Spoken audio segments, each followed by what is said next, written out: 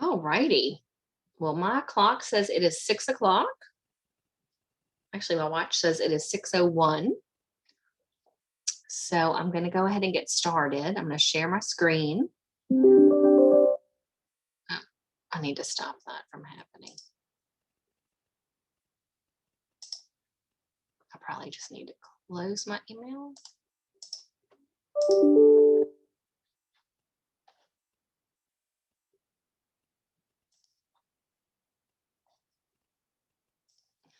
So it won't make that sound. Okay.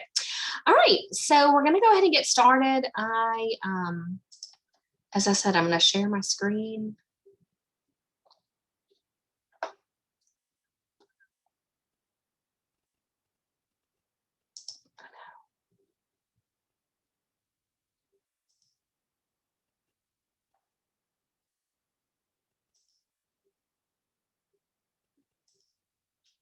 There we go. Jeez. Okay.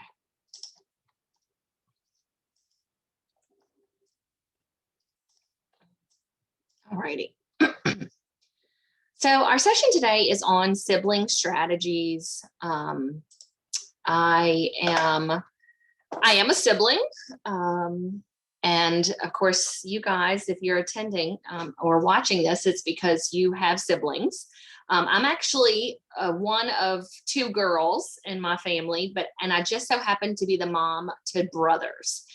So I have two sons. So very interesting. The comparison between having two girls growing up and now having two boys. Or as I like to say, I'm the only girl who lives in my house, except for my dogs. So, so today I'm talking to you about sibling strategies, and I want you to know this is the last of the counselor chats for this school year.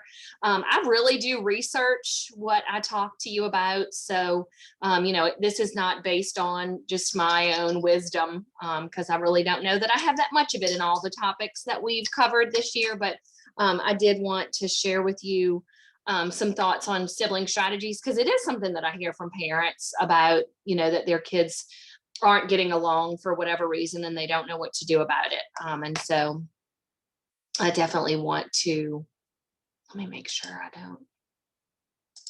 I guess it'll tell me if someone else joins. All right, there we go. All right, so one of my favorite books that I love to read, I read it to students here sometimes, like if I'm asked to read a story, is The Pain and the Great One. And it's a story by Judy Blume, and it's great because The Pain and the Great One are a brother-sister team. And in the first part of the book, one of them is telling the story about how much the parents adore the other one. And how neglected they are. And then in the other half of the story, it's the other person's point of view. And I love that because I think it's so true about what our kids think, that we see one of them as one and one of them as the other. And, and in the story it says, but they love him best or they love her best. And, we know that that's not true because we do love our kids for different reasons because of different things about them. First thing I want to talk about is just the fact that sibling conflict is a normal part of childhood. We think that, we're going to have these children and they're going to be lovely and, they're not going to, have fights between them. And to be quite honest, that's just not what happens. They do, unfortunately, not always get along for various reasons. And I'm going to go over what some of those reasons might be. But the truth is that a certain amount of conflict is actually good for them because it does help them to, deal with power struggles. It helps them to manage conflict and resolve differences, which is something they're going to have to do in the real world. It helps them learn to be assertive and stand up for their position. So, if you have a child who is maybe, kind of quiet at school or, isn't really the type to stand up for herself, a lot of times with the siblings, they don't have any problems doing that. It's just maybe with other people. And so we need to teach them how to cross that over into other parts of their lives. And it also teaches them how to compromise with others and how to negotiate to, get more of what they want, or to be able to play with the thing that they want, or, things like that. And so, of course, it promotes growth, in them. It helps them to become better versions of themselves. And it also provides moments that we can teach things to them. I asked my mom when I told her I was, speaking on this today. My sister and I had a really great relationship. And so I said, Mom, if you would give a piece of advice to the parents I'm talking to, what would you say? And she said, well, I think it's good for them to experience visiting a home where the siblings don't get along, because she said she felt like that was a big aha moment for me. I am the older sister, and we were cousins with two sisters in a two-sister family, and they still to this day do not always get along. And so I think I thought that was sad, that the big sister was so mean to the little sister that was really my age. And I thought, that's me. I don't like the way that Lori treats Jammarie. And so, my mom, I think, used that as a tool to help me understand, this is not who I wanted to be to my own sister. And she was able to use them as an example of how not to be. The other thing she said was to teach them to be kind, and to have empathy for each other. And so I've shared her thoughts on how you can make that better. All right, so let's talk about fostering strong sibling relationships. One of the first things that we really need to do as parents is not to allow their conflict to engulf us. We need to keep our own emotions in check when they start to argue. They watch us for cues for how to manage conflict and cope with some of those big emotions that we experience or they experience when they're having conflict with their siblings. And if we're quick to, punish, take things away, use timeouts, then that may be sending the message that their feelings are bad, and that, we solve our problems just by punishing instead of talking out what they could do. So it's a good time for us to be able to model, taking some deep breaths, I call it a personal timeout. It's kind of like a walk away, come back to this in a minute, or using like I feel statements, like, I feel upset. Actually, this is a grown-up example. Like, I feel upset about you guys fighting right now, and I need to be able to think clearly to help you. So we're all going to take 3 deep breaths together and then try to solve the problem. And what a great tool to use with our kids, where we're not only controlling our own emotions, but teaching them how to control theirs. Another big one is, of course, not comparing your children to each other. We got to be careful about the labels that we give our kids, like calling one, the smart one, or, well, that's my athletic child, or he's just like his dad. It does 2 things. First of all, it sends a message to the other child that they're not that. Okay. So my dad actually used to call me the good witch. So what do you think that tells my sister? I mean, she knows which witch she is because he calls me the good witch. And really, and still to this day does that, which is clearly not okay. And then it sends a message, though, to the child that you're saying that, that you're giving that label to, or that title, that they're expected to be that. And, they may not always want to be that. They may not always want to be the athletic one, or want to be the good witch. So that's an important way that we as the parent can do this, right? Making plans for individual attention, giving that child that some of the research that I read talked about 10 minutes of your time every day. That's easy to do if you only have 2. If you've got 6, that's a lot more time. And so you might need to be careful about doing that every single day. But definitely that child needs to know that they have your undivided attention, meaning no cell phones, no computers, you're not also cooking dinner. You're not doing something else besides being with them. A certain amount of your time every day And it really has to do with the quality of the time and not really the quantity. My younger son and I, we pray together every night. My older son, when he was younger, he really liked to read. And so I would let him pick like a chapter of the book that I read at night. Just little things that we can do with them to let them know, hey, you're special to me, you're important to me. And that will help alleviate some of that attention seeking behavior that they do, which is part of their rivalry that they have with each other. The next one talks about teaching siblings to appreciate each other's differences. I remember, my older son was gifted and, he always tested really well. And he knew that his little brother struggled in school a little bit. And he was being a little cocky one day. And he said, Mom, Kevin's not as good of a student as I am. And I said, Jacob, you're right. I said, but your brother has a lot of qualities too that you don't have. And he was like a little put out by that. Like, well, like what? And I said, well, you tend to be shy and not really, don't really feel safe or good in front of a crowd. Your brother, on the other hand, is very, he's my gregarious child. I know we're not supposed to give labels, but he is my child who will talk to people he doesn't really know and, is very welcoming and charming. And when I described him a little bit to my older son, he said, yeah, Mom, you're right. He is all those things and I'm not those things. And hey, that's okay. We want to encourage our kids to nurture each other. We want to make sure that they understand that they are an important support system for their siblings. That is the other person, or the other people who know what it's like to live in the family of origin that they live in and to experience the same childhood with each other. And I just think that it's so important for us to give them that opportunity to form that relationship.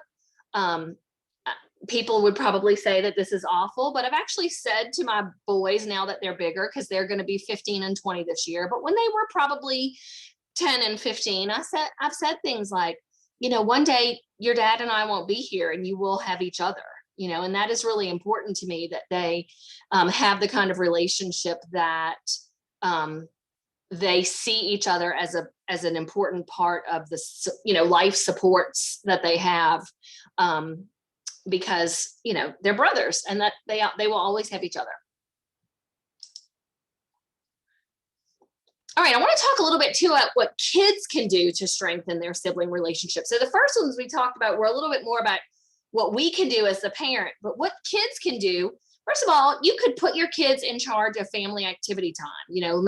If you're going to have, a Friday night or, a Sunday afternoon time where you play a game, let them decide what the game is. Or if you're going to, let them plan a scavenger hunt, and they can plan out, what's going to be found and where it's going to be hidden, or, things like that. Or if you're going to take a walk in the neighborhood, let them decide what the path is going to be that you're going to take.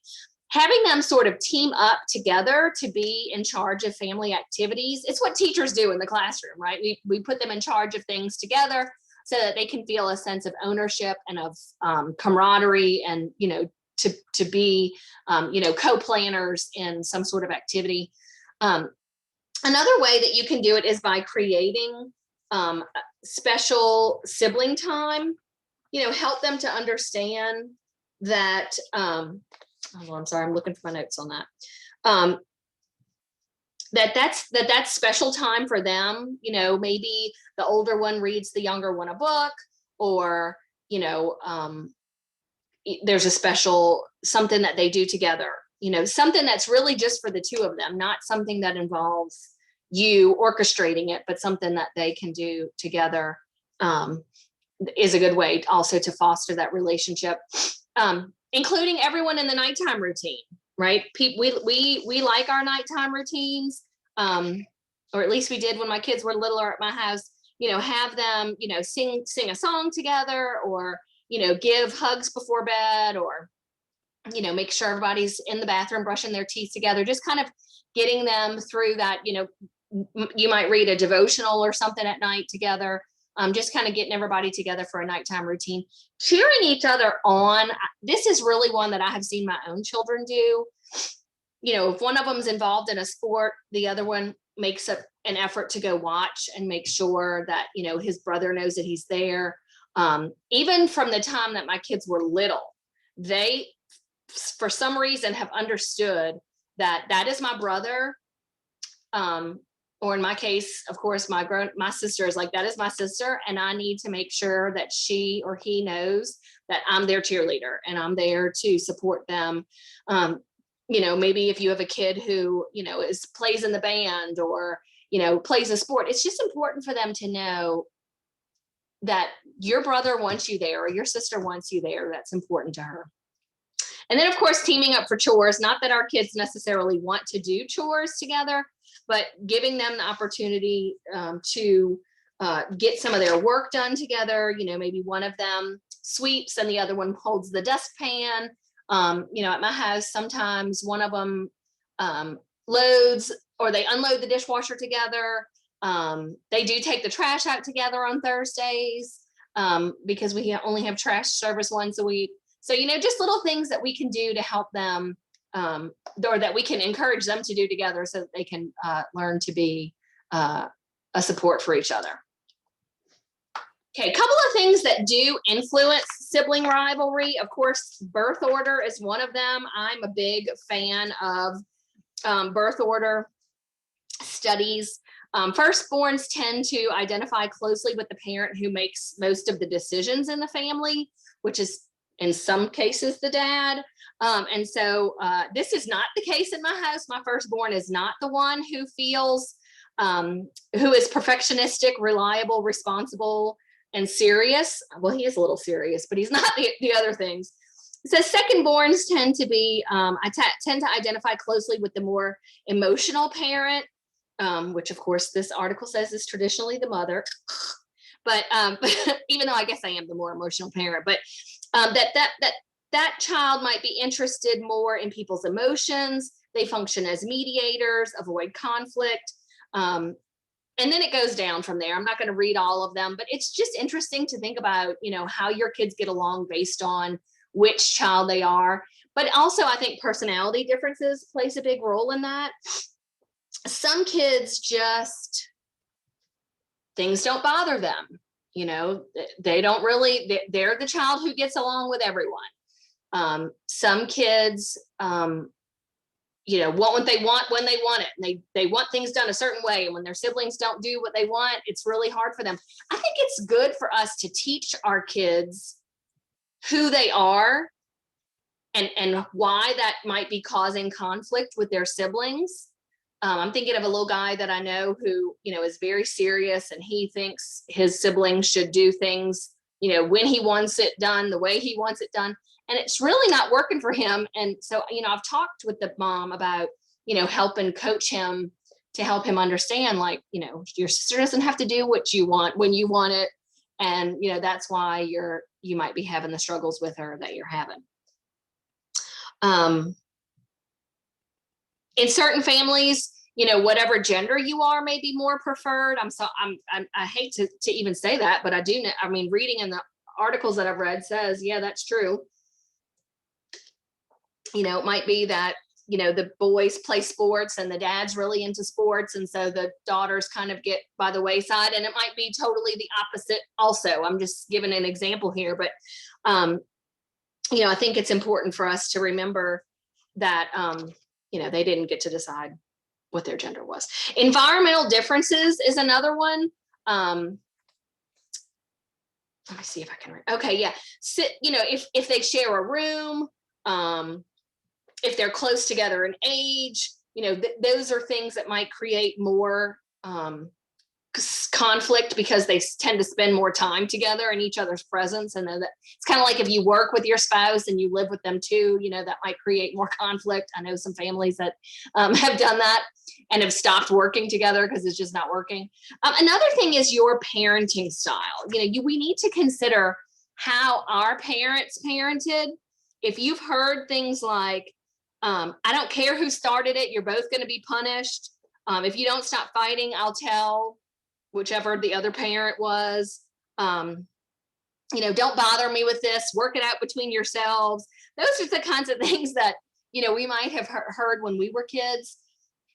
it's so important for us to consider what it was about our parents' parenting that we feel worked for us and what we didn't like, and try not to repeat the behaviors that we didn't like.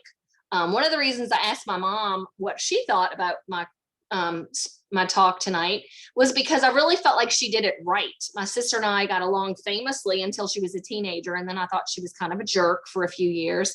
And now she's my best friend. So, I just kind of wondered, like, what did my mom do? Or, did she do anything on purpose? And I just think that she let us play together. She didn't, um, make a fuss over either one of us.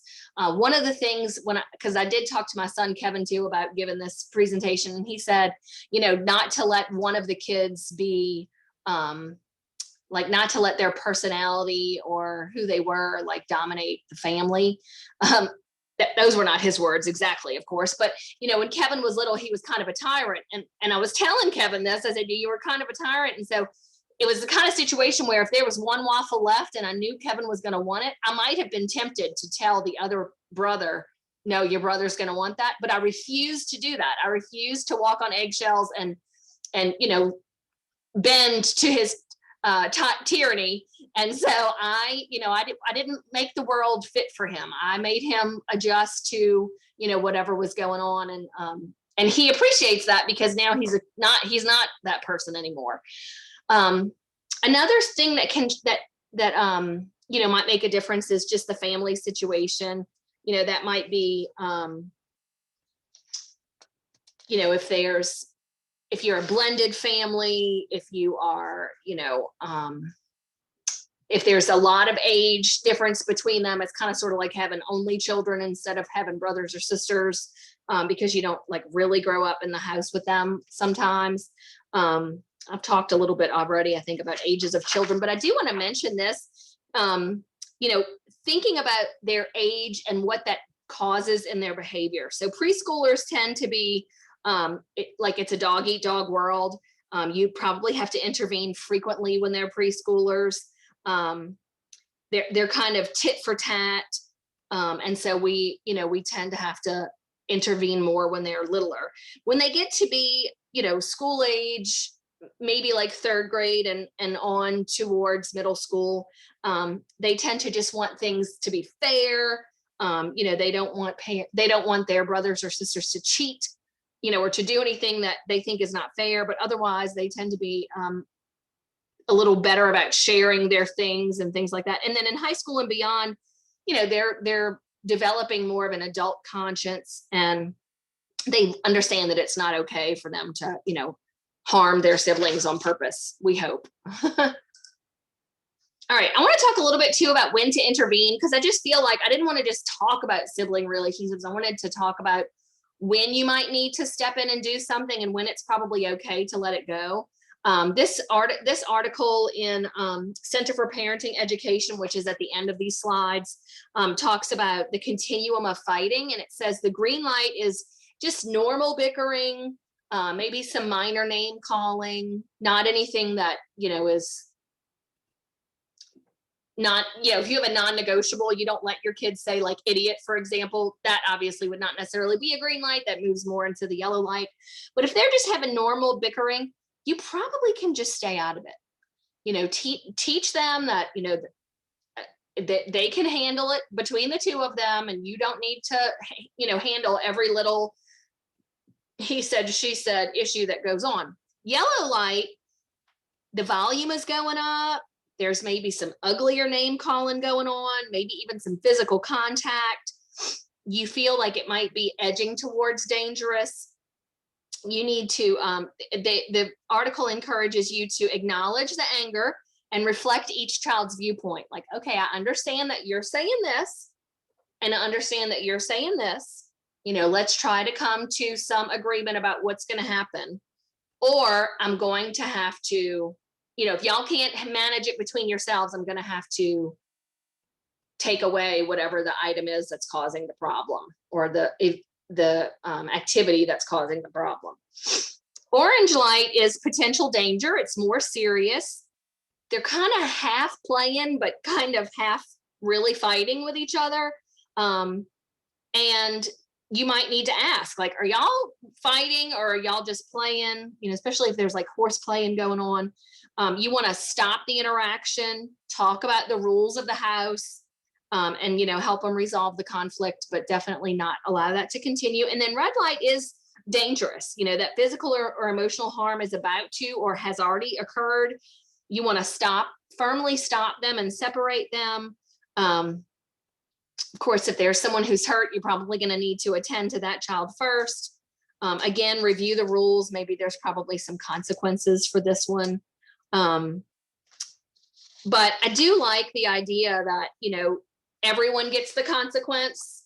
So it's possible that you might say, again, that, you know, that activity is going to have to be stopped, or that, you know, that item is going to have to be put away because it's causing the conflict between them. That's one of the things I used to say, like, all right, such and such is causing a problem. It's going to have to be punished. I would have to put it on top of the refrigerator. Some special sibling circumstances that you might see special issues with. In divorce situations, two things can happen. Kids might turn to their siblings for support, which would be great, of course, if that happened. But if they witness high amounts of conflict between the parents, it may cause them to have long-term sibling hostility. I found this interesting. Studies show that the more siblings you have, the less likely it is that you will go through a divorce as an adult. And I thought, well, that's really interesting that if you got divorced, but you had like 6 kids, they might be better off. I don't know. I don't know. I didn't read the research on that. Kids who have experienced, have a special needs sibling, sometimes they really learn how to care for their sibling in ways that typical kids won't, because they get to interact with that child who has special needs. But if their special need is behavioral, what you might see is that they mimic that behavior, especially if that child's behavior gets them more of your attention. Sometimes I'll hear parents say, like, you know, my older child did this and now my little one is doing it, and it's more than likely because they've seen how much attention that child with the behavior issue is having. And so they're, you know, kind of showing the same behaviors. Trauma, abuse, and neglect. Children who are neglected, abused, or witness domestic violence are actually at a greater risk to mistreat their siblings.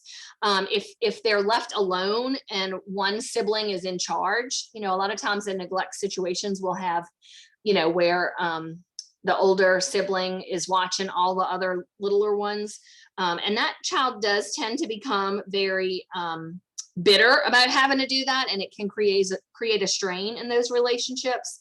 And when they're actual victims of abuse, they're more likely to abuse each other, to act abusively towards each other. Siblings and out-of-home placement, that would be primarily like foster care situations.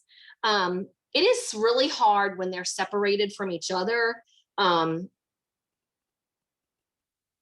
It can have a harmful effect not only on their relationships with the siblings that they're removed from, but also on their own, you know, relationship with themselves. Like, it's just really hard for kids who are separated. But if they're fostered together, sometimes it causes a tight bond between them, because that's like their security. But you know, it's another one of those, it can go either way type situations. Okay, I think the next slide is, so these are my resources. Again, this is going to be on the Title I page of the Honey Island website. So if you wanted to visit any of these websites, you can have access to that PowerPoint. The copy of this video will also eventually be on the Honey Island page. And if you have never filled out an evaluation of any of the counselor chats, but you've been to this one or some other one, please feel free to go ahead and do that. I don't have any evaluations at all on my counselor chats.